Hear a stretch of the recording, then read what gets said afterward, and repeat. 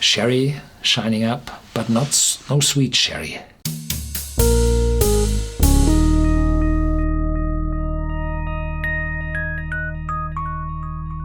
Welcome to Whisky.com, where fine spirits meet. My name is Horst Lüning. I'm the master taster of Whisky.com, and today we have a Signatory Vintage bottle here on my cask. It's an independently bottled whiskey from the Tobermory distillery, and it's called Ledaig. So the spelling is Ledaig. As you can see it here.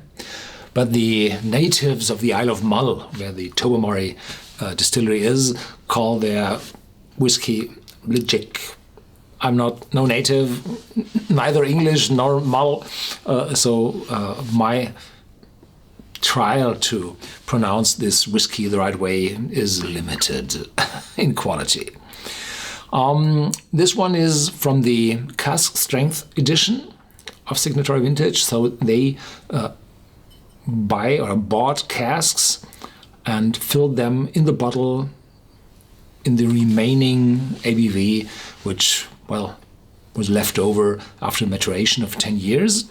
And this is distilled on November 8th, 2005 and bottled on November 27 in 2015. So it's just 3 months in a bottle. And, this time they waited until the 10 years were full. From time to time I have a bottle where they bottled it a month before the year switched over, but this time they waited long enough so that they made the 10 years full. And the specialty of this bottle is it's a first fill sherry cask, sherry butt. The cask number is 900,150, so the 900 in front is a marker, an identifier, and the 150 will be the real cask number. And this bottle is the bottle 13 out of 666. So this is limited, but there might be more sherry casks, first fill sherry butts, available through Signatory Vintage, because typically distilleries do not allow the stock picking in their own stock. No, forbidden. You have to bring, if the distillery allows to buy bulk whiskey from them, then you have to bring your own casks and have them filled at the distillery, and you have to have your own truck or your forwarder, and he will have half a truckload, full truckload, and bring it back to your premises, and then you have to store it for yourself. And Signatory Vintage has a huge warehouse today in the Edward distillery, which is owned also by the proprietor of Signatory Vintage. So this is distilled on the Isle of Mull, and probably, I don't know exactly for sure, and matured in the Highlands of Scotland. This does not matter really, because the air which passes Mull will reach the area of Pitlochry 10 minutes, 15 minutes, 20 minutes later. So there's no difference. It's 58.2 ABV, so typically whiskey is filled in the casks at 63.5.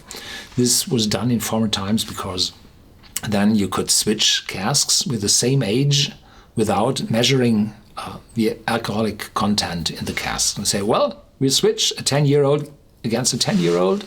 The brokers did that for the blend whiskey industry. Today, this profession is nearly gone because every corporation, bigger corporation, has their own distilleries, all the distilleries they need for their blends. So have a look. In former times, they had a bulgy bottle, lower like this, very thick, and then they switched over to this shape and the thick bottom. And in the beginning I thought, flacon, perfume, I don't like that. And today I find this a wonderful bottle because it's so heavy from the bottom. It shows value, and the surface is very even, very shiny. So everything shows this is valuable. And the cork is quite thick and is easy to open, and I like this huge wooden wheel on top of the cork. So I like this very much. Yeah. So this is Cask things. I have to be very careful not to overfill the glass. And in the start I'm sniffing neat. But 58.2 on my tongue, no. The alcohol tears the water out of your tongue and has a paralyzing effect on your taste buds. No. The last whiskies I had were so boring, and now it's a wonderful, full aroma. There's a definite smoke in this whiskey. So the Tobermory whiskies from the Tobermory distillery typically are unpeated, and the Ledaig or Ledaig whiskies from the distillery are peated. So by this different name, you can distinguish those two kinds of whiskies. Both are single malt whiskies from the distillery. Smokiness together with vanillin.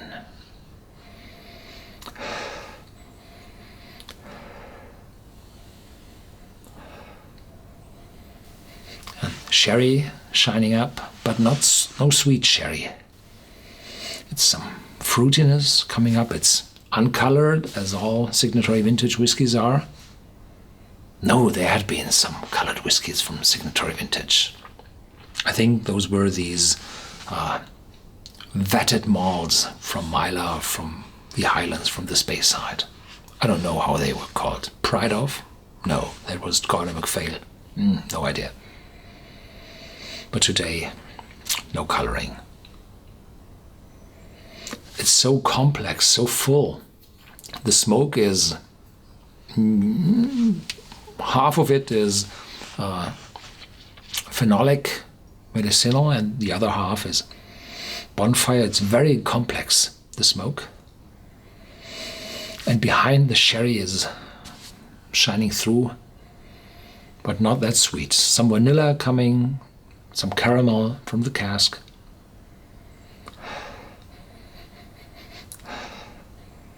Yeah. Oh, water. Sorry.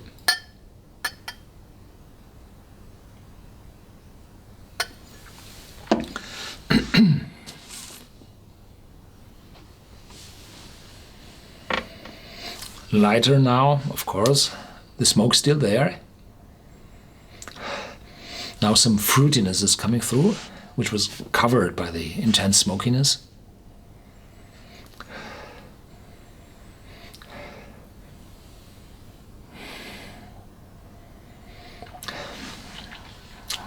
I'm not quite sure which fruits I feel. Apples, pears, lighter fruits.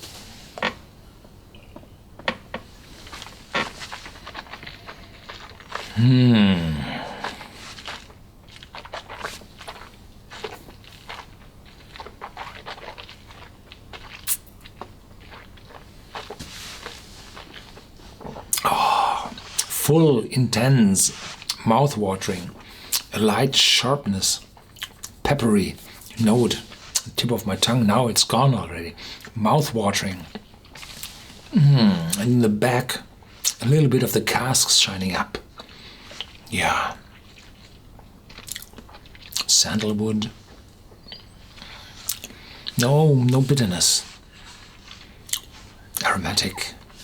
The smoke covers your mouth. Oh. Vanilla. And yes. Oranges.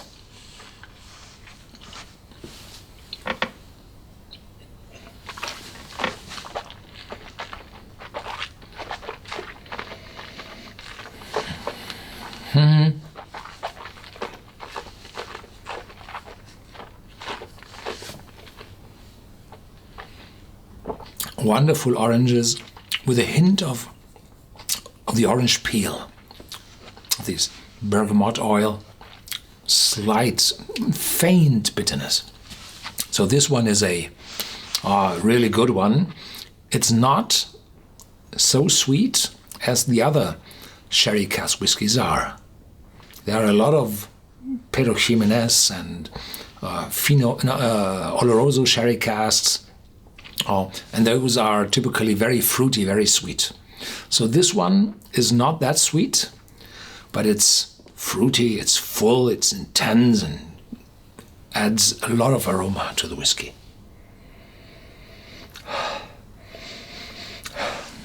Wonderful.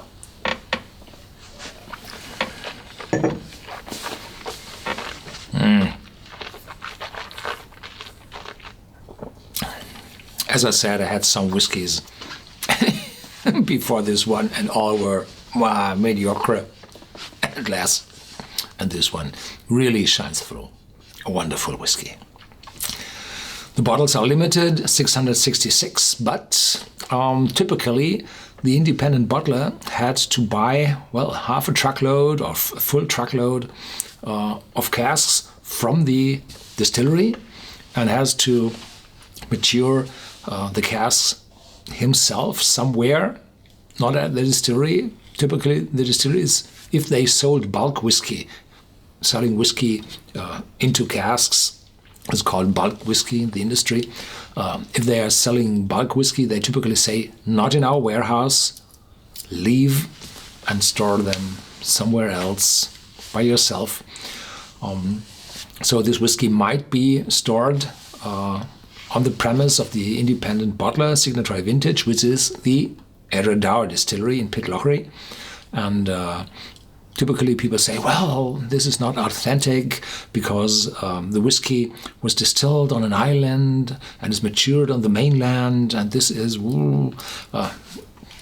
logic interpretation is if the wind sweeps over the distillery on the island, in this case Mull, then 15 minutes, 20 minutes, the same air will pass warehouses on the mainland. So the difference in the microclimate is very, very small. And most of the whiskey distilleries on the islands, which are owned by the big corporations, store their whiskies on the mainland because the available space on those small islands is very, very small. Yeah, thank you for watching. There's more to come. Stay tuned, and I'm happy if you give your comments in our whiskey forum or in our vlog, and add your tasting notes in our whiskey database on Whisky.com.